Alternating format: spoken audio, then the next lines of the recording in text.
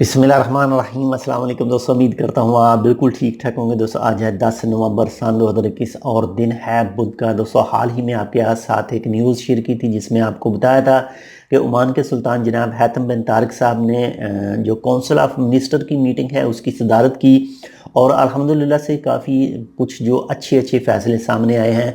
उनमें एक फ़ैसला पेट्रोल की कीमत के हवाले से भी सामने आ चुका है कि उसकी जो फ़ीस है उसका जो प्राइस है वो फ़िक्स की जाएगी।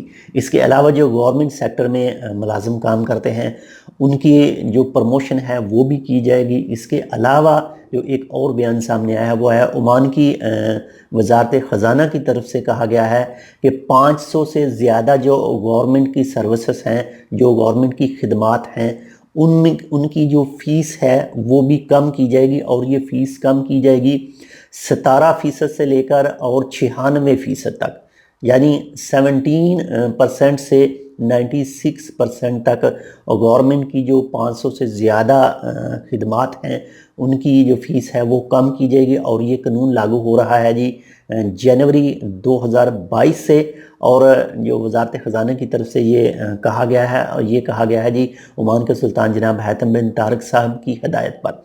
तो बाकी इंशाल्लाह देखते हैं जैसे कोई मज़ीद अपडेट आती है कि क्या कोई जो रेसिडेंसी कार्ड के हवाले से है या फिर इसके अलावा जिस भी तरह की कोई डिटेल आती है कि किन किन चीज़ों की जो खिदमात हैं उनका जो फ़ीस कम होगा तो वो भी आपके साथ मुकम्मल तौर पर शेयर करेंगे। हो सकता है इसमें जो लेबर कार्ड है इसकी फ़ीस में कमी हो, इसके अलावा कुछ जो म्यूनसिपल पार्टी के हैं उनमें कमी हो। जैसे ही कोई डिटेल सामने आती है फुल डिटेल तो आपके साथ इंशाल्लाह ज़रूर शेयर करेंगे।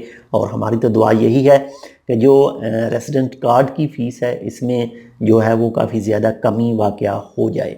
तो आप क्या कहते हैं इसके हवाले से कमेंट करके ज़रूर बताइएगा। अगर आपने अभी तक हमारे channel tech with Urdu blog subscribe नहीं किया तो आप इसको सब्सक्राइब कर सकते हैं।